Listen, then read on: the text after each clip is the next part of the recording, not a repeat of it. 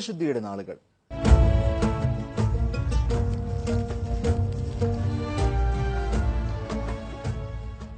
കോഴിക്കോട്ട് ഏറ്റവും വിപുലമായി നോമ്പുതുറ ഒരുക്കാറുള്ള മർക്കസ് കോംപ്ലക്സ് മസ്ജിദിലെ ഇഫ്താർ വിശേഷങ്ങൾ അറിയാം. ദിവസം തോറും 2000-ഓളം പേർക്കാണ് ഇവിടെ നോമ്പുതുറ വിഭവങ്ങൾ ഒരുക്കാറുള്ളത്.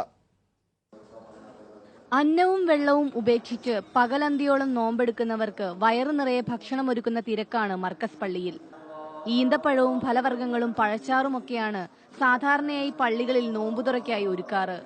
എന്നാൽ മർക്കസ് കോംപ്ലക്സിൽ എല്ലാ ദിവസവും വൈവിധ്യമാർന്ന നോമ്പുതുറ വിഭവങ്ങളാണ് വിശ്വാസികൾക്കായി ഒരുക്കുന്നത്. ബിരിയാണി, നെയ്ച്ചോറ്, വെള്ളയപ്പം, ചപ്പാത്തി, ഇങ്ങനെ പോകുന്നു നോമ്പുതുറ വിഭവങ്ങൾ. 2000-ഓളം പേർ ദിനംതോറും നോമ്പുതുറയ്ക്കായി ഇവിടെ എത്തുന്നു. വിഭവങ്ങൾ കഴിഞ്ഞ വർഷത്തെക്കാളും കൂടുതലാണ് ഈ വർഷം കൊടുത്തുകൊണ്ടിരിക്കുന്നത്. ഐറ്റമൊക്കെ കൂട്ടിയിട്ട് പിന്നെ വെള്ളപ്പം, ചപ്പാത്തി, നൂൽപുട്ടെല്ലാം ഉൾപ്പെടുത്തിയിട്ട് കുറച്ച് കൂടുതൽ ഒന്നും കൂടി കഴിഞ്ഞ വർഷം വിപുലമായിട്ടുണ്ട്. ഒരു മാസത്തെ നോമ്പുതുറ വിരുന്നിനായി ഏകദേശം 20 ലക്ഷം രൂപയാണ് ചെലവ് വരുന്നത്.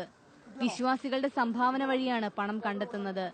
100 വോളണ്ടിയർമാരാണ് നോമ്പുതുറ വിഭവങ്ങൾ ഒരുക്കാൻ അണിയറയിലുള്ളത്. 250 പേർക്കുള്ള അത്താഴവും എല്ലാ ദിവസവും പള്ളിയിൽ നിന്നും വിതരണം ചെയ്യാറുണ്ട്. ഏഷ്യാനെറ്റ് ന്യൂസ്, കോഴിക്കോട്.